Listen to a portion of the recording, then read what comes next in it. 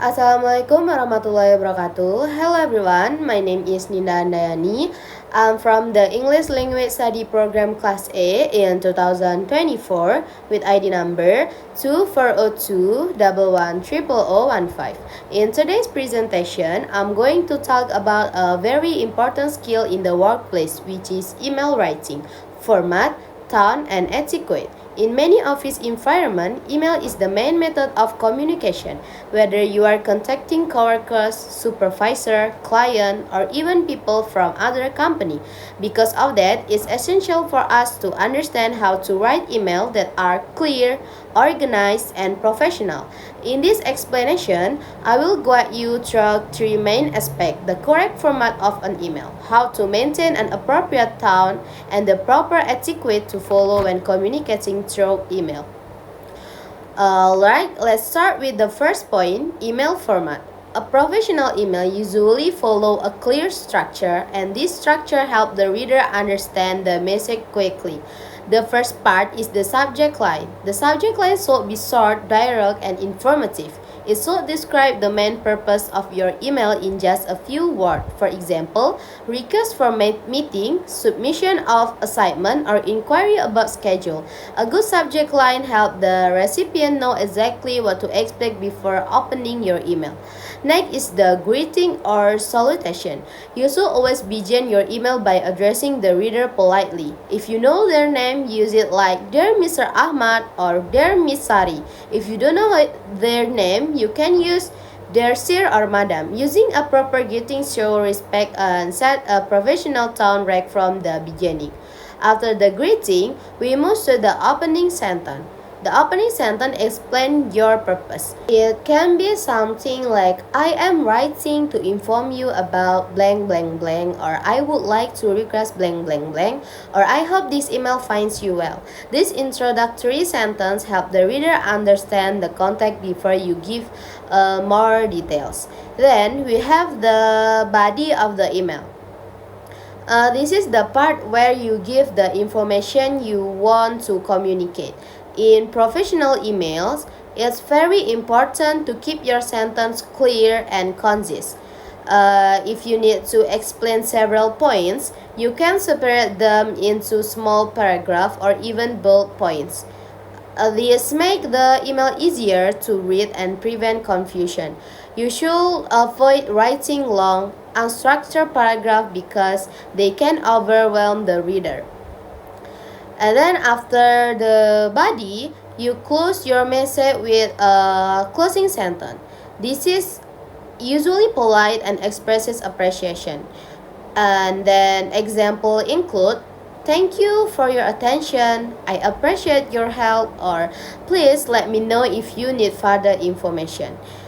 The ending politely leaves a positive impression. And then finally, every professional email should include a signature. A signature usually contains your name, your position or role, and sometimes your contact information. For example, Bears Trigger, Ninda Handayani, English for Office Student. Now that we understand the format, let's move on to the second point, which is tone. Tone refers to the attitude or feeling that your word express. In professional communication, the tone should always be formal, polite, and respectful.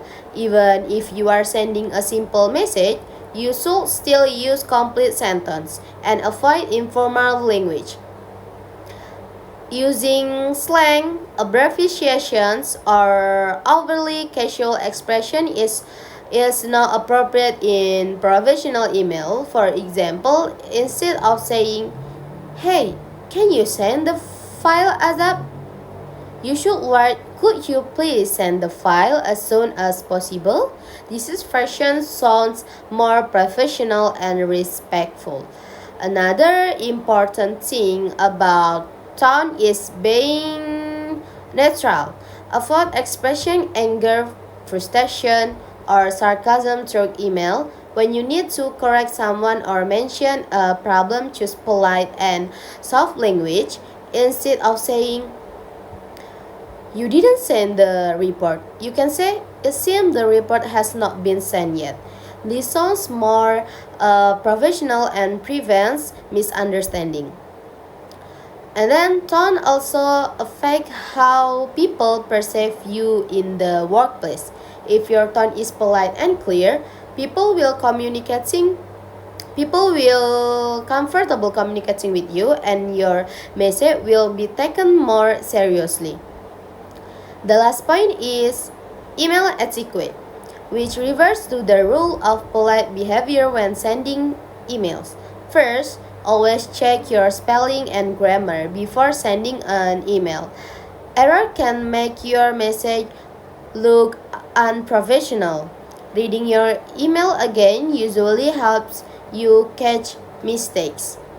And then the second, avoid using all capital letters. Writing in all cap can look like you are shouting. Use normal capitalization instead. And then the third, respond in a timely manner. In the office, replying within 24 hours is considered polite. If you cannot give a complete answer yet, you can respond by saying that you have received the email and will provide more information soon. And then the fourth, use professional language and avoid emojis or unnecessary abbreviations. While these are common in casual texting, they are not appropriate in a workplace context. And then the fifth, always remember to attach files if you mention them. Many people forget to attach their document, so make sure to double check before sending the email. And then another important rule is to keep your message short and focused. People in professional environment are usually busy, so clear and concise emails are appreciated. Finally, be careful with feature like reply all. Only use it when the information is relevant to everyone in the group. If the message is only meant for one person, reply only to that person. To conclude, writing a professional email requires attention to three things: format, tone, and etiquette. By following the correct format, using a polite and professional tone, and practicing good email etiquette, you can create clear and effective communication in the workplace.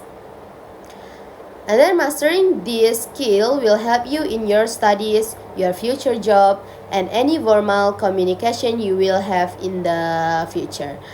Alright, thank you for listening, and I hope this explanation helps you improve your email writing skill. Okay, and the last from me, wassalamualaikum warahmatullahi wabarakatuh.